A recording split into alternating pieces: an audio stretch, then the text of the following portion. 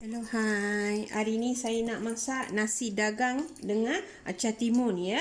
Okey, sekarang saya nak tunjukkan step 1 dulu kita nak buat cara-cara kita nak buat nasi dagang ya. Okey, sekarang saya nak tunjukkan bahan.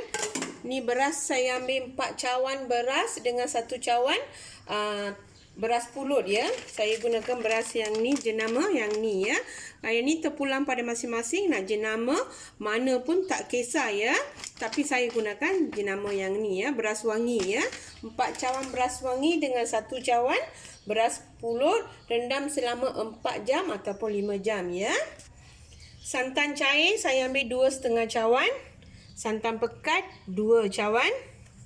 Bawang saya gunakan bawang kecil ya, terpulang pada masing-masing nak bawang besar ataupun kecil, tapi saya gunakan bawang kecil dalam 10 hulas. Gula 1 sudu besar, daun pandan dalam 1 ataupun 2 helai. Halia 1,5 inci, kena hiris dengan nipis-nipis panjang-panjang ya, ikut cara mancis ya. Yang ni halba ni paling penting ya, 1 sudu besar halba dengan garam secukup rasa ya. Okey, sekarang saya nak masukkan beras. Beras ni saya masuk pada yang loyang berlubang ya. Senang, cepat dia masak. Dia kena ambil masa dalam 10 minit. Lepas 10 minit, kita buat proses nombor 2. Lepas dah 10 minit, kita kena buat dah proses nombor 3 ya. Sekarang saya nak buat proses nombor 1 dulu. Okey, sekarang kita kena kukus selama 10 minit ya. Okey, sekarang saya nak letakkan daun pandan ni. Lepas tu tunggu sampai 10 minit ya. Lepas tu saya tunjukkan step nombor 2 kita nak buat, nak masukkan santan ya. Okey, sekarang dah cukup 10 minit. Sekarang saya nak keluar ya. Okey. Okey, sekarang kita dah masak ya, dah hilang bau mentah. Sekarang saya nak masuk santan ya. Okey, sekarang saya tukar pada besin supaya senang ya. Kita nak masukkan santan, gaulkan sebati tu memang kita senang ya. Okey, sekarang saya nak masukkan garam secukup rasa, gula masuk sekali ya. Kalau nak pakai gula putih pun tak kisah ya, tapi kalau boleh jangan pakai gula putih ya. Okey, sekarang saya nak masukkan halba. Kalau tak cukup halba, kita tambah saja ya. Saya agak-agak saja dalam 1 sudu besar. Kalau tak cukup tu kita memang tambahkan lagi setengah sudu ataupun 1 sudu besar ya. Sekarang saya nak masukkan santan. Yang santan saya gunakan santan cair ya. Santan pekat kemudian kita gunakan. Okey. Kita gaulkan sebati. Okey, sekarang tak cukup halba ya. Saya nak tambah lagi setengah sudu lagi ataupun 1 sudu ya. Biar saya nak gaulkan sebati dulu. Okey, tambah lagi 1 sudu besar ya. Lepas tu gaulkan sebati ya. Mesti kena gaulkan sebati. Lepas tu kita kena kukus balik selama 10 minit ya. Okey, sekarang saya nak kukus balik ya selama 10 minit. Okey, sekarang saya nak kukus selama 10 minit lagi ya. Okey, sekarang dah cukup 10 minit.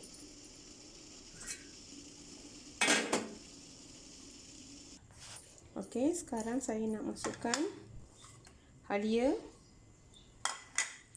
dengan bawang ya, terpulang ya. Kalau bawang besar pun boleh. Kalau bawang besar kita ambil dalam sebiji ataupun 2 biji. Okey, sekarang saya nak tuangkan santan ya.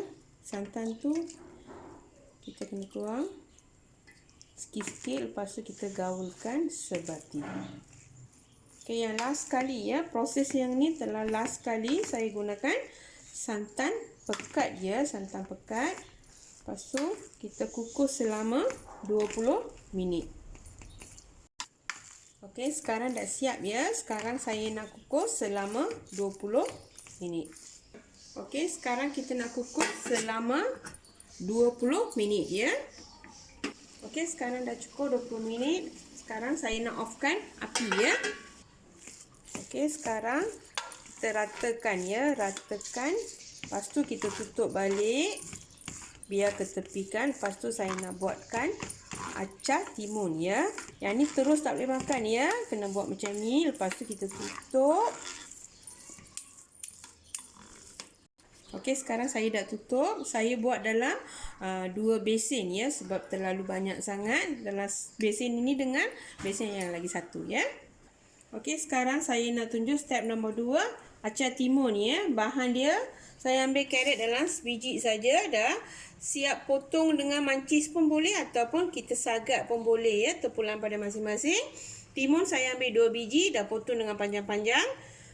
Bawang sebiji sederhana, iris dengan nipis. Cuka 2 sudu besar. Garam secukup rasa. Cili padi saya ambil 5 biji, dah potong dengan bulat.